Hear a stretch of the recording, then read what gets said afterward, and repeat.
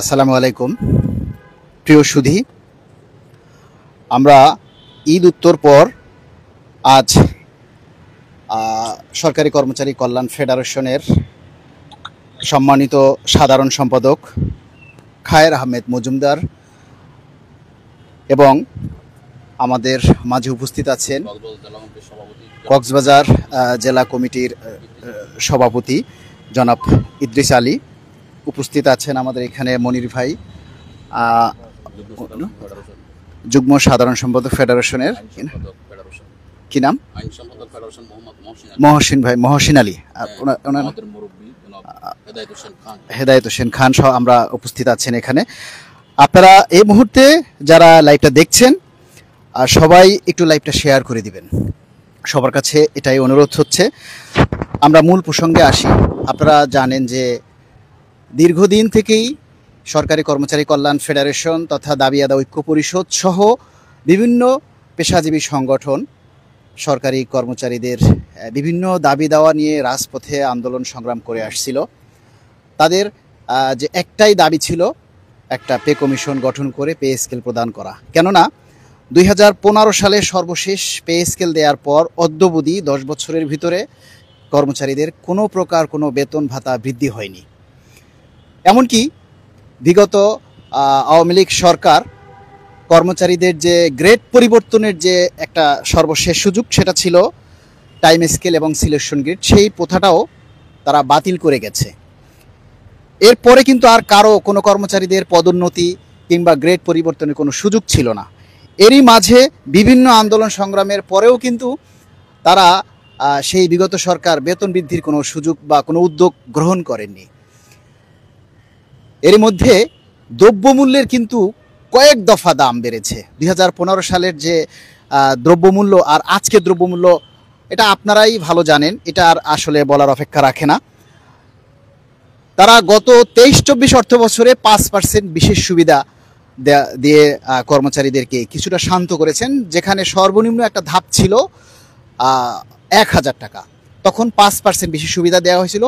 5%-এ 8250 টাকার স্কেলে তখন আসে 412 টাকা 50 পয়সা, কিন্তু সেটাকে সর্বনিম্ন 1000 টাকা, অর্থাৎ যে যাই পাক 1000 টাকা নিচে কেউ পাবে না।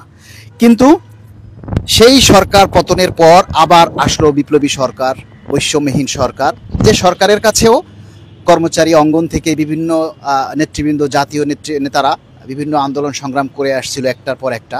তাদের মাধ্যমেই কিন্তু একটা মহার্ঘ ভাতার কমিটি গত নভেম্বর-ডিসেম্বরে গঠিত হয়, যে কমিটিতে বিভিন্ন পত্রপত্রিকা মিডিয়ার মাধ্যমে উঠে এসেছিল যে সর্বনিম্ন 4000 টাকা বৃদ্ধি পাবে।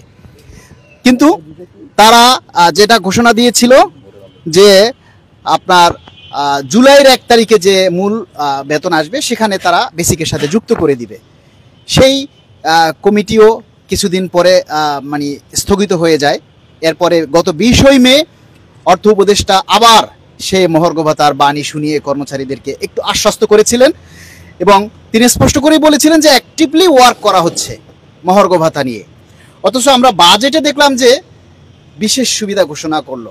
যখনই বাজেটে বিশেষ সুবিধার কথা ঘোষণা করলো, ঠিক তাৎক্ষণিকভাবে এই কর্মচারী অঙ্গনে বিশাল একটা ক্ষোভের সৃষ্টি হয় এবং পরবর্তীতে তড়িঘড়ি করে পরের দিন অর্থাৎ 3 জুনই প্রজ্ঞাপন জারি করা হয়, যে প্রজ্ঞাপনে বলা হয় 15% বৃদ্ধি পাবে 10 থেকে 20 গ্রেডের জন্য, কিন্তু সেখানে সর্বনিম্ন 1000 টাকা তারা সর্বনিম্ন পাবে, স্লট পাবে, কিন্তু সর্বোচ্চটার কোনো মানে ধাপ ছিল না। কিন্তু আমরা যেটা দেখতে পাচ্ছি যে 15%-এ 8250 টাকায় বৃদ্ধি পায় 1237 টাকা। সেখানে গেজেটে বলা হয়েছে যে একজন কর্মচারী সর্বনিম্ন পাবে 1000 টাকা। এই জিনিসটা আসলে অনেকটাই দেখলাম যে এই পর্যন্ত যারা বাংলাদেশে সরকারি চাকরি করে বিভিন্ন কর্মকর্তা কর্মচারী এবং বিভিন্ন বাহিনীদের মধ্যেও এই জিনিসটা ভিতরে ভিতরে আলোচনা হচ্ছে। এটা একটা হাস্যকর, কারণ একজন কর্মচারী যেখানে সর্বনিম্ন বাড়ে 1237 টাকা, সেখানে আপনি ঘোষণা দিলেন 1000 টাকা। তাহলে এই 1000 টাকা কে পাবে?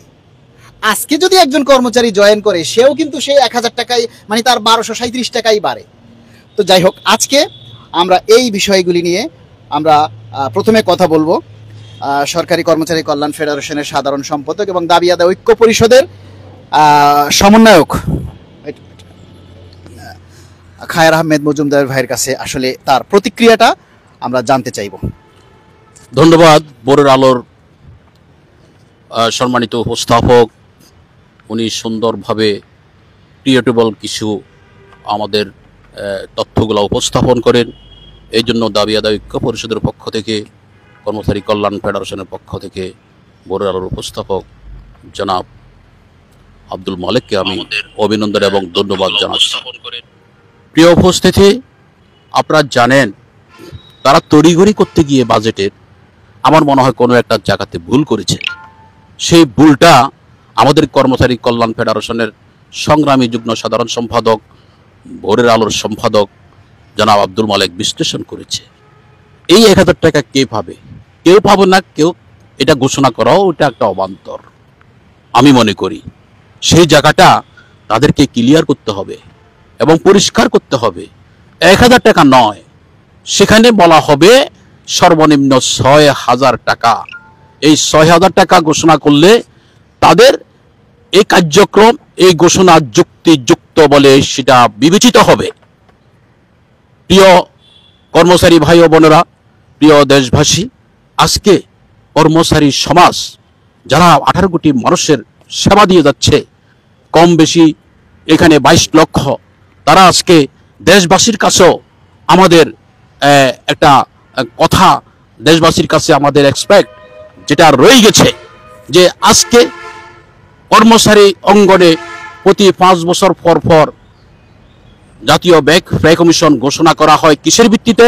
5 বছরের মধ্যে দ্রব্যমূল্য কখন বৃদ্ধি পেল, আন্তর্জাতিক বাজার বিশ্লেষণ করে মুদ্রাস্ফীতি কখন ঘটল, সেটার মধ্যে বিশ্লেষণ করে প্রতি 5 বছর পর পর জাতীয় বেতন কমিশন গঠন করা হয়। বিগত সরকার 5-10 বছর খেয়ে গেছে, একটি বারো উদ্যোগ গ্রহণ করে নেই। আল্লাহর বাস্তে এতিমের মতো 5% অনুদান দিয়ে গেছে, যে অনুদানের বেনিফিশিয়ার তেমন কিছু হয়নি।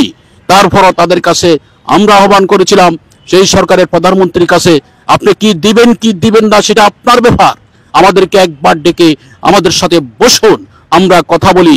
যদি আপনার সামর্থ্যে না কুলে আপনি দিবেন না, আপনার সামর্থ্যে যদি না আসে আমরা সেটা মেনে নেব। উনি একটিবারও এই কর্মচারী সমাজকে একটিবারও ডাকার নাই, কথা বলেন নেই। উনি ভুলে গেছিলেন যে অনিয়ম করতে করতে, দুর্নীতি করতে করতে, সেখানে বিভিন্ন পর্যায়ে লুটতরাজ করতে করতে এই যারা 18 কোটি মানুষের সেবা দেয়, সেই মানুষগুলা কিভাবে বেঁচে থাকবে সেই বিষয়টা মালুম উনি ভুলে গেছেন, আমাদেরকে শুনি মনে রাখতে পারেননি। আমরা জুলাই বিপ্লবের পরে, ছাত্র জনতার বিপ্লবের পরে যে বিষয়টা এসেছে, আজকে আমরা অতিরিক্ত অসম্বিত হয়েছিলাম। আমাদের বিষয়টি আজকে দেশ গঠনে যে সকল সরকারি চাকরিজীবী ভিডিওতে দেখছেন, দয়া করে ভিডিওতে লাইক ও চ্যানেলটি সাবস্ক্রাইব করে আপনার সহকর্মীর সাথে শেয়ার করে দিন।